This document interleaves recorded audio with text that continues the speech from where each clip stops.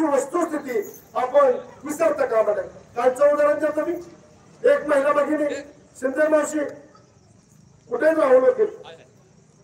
राहुल वकिलांकडे एक शिंदे मावशी म्हणून संभाजीनगरच्या काका आहेत. वयस्कर आहेत, 70-72 वय. अजून त्यांना भेटलं नाही. पण त्यांच्या सुनबाईची डिलिव्हरी करायची होती. तिला आहे थायरॉइड.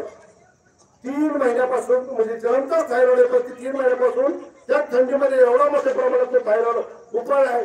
तिथे बारामतीमध्ये तिला कुणी घ्यायला तयार नाही. 9 महिने तिचे होऊन गेलेले. आणि मग वकिलांनी मला फोन केला, बाप्पा असं असे बारामतीमध्ये कोण घेत नाही. आम्ही तातडीने अँब्युलन्सची व्यवस्था केली. त्यांना ससून रुग्णालयात केलं. ती इतकी अशिक्षित बाई, तिला काहीच कळलं. ती घाबरून गेली, गंटून गेली. आतमध्ये ससून रुग्णालयात मोबाईलची रेंज येत नाही. त्यांना सांगितलं तुम्ही फक्त सीएमओच्या 40 नंबर पासून हलायचं नाही. तिथं लाईन नाही.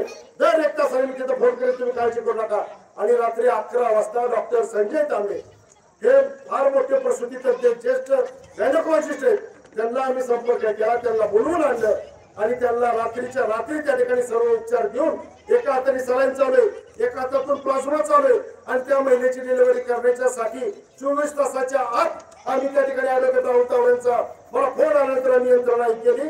आज त्यांचा दादा 5 वाजता फोन आला. अक्षरशः ती पावडी राहिली. बापू म्हणले तुम्ही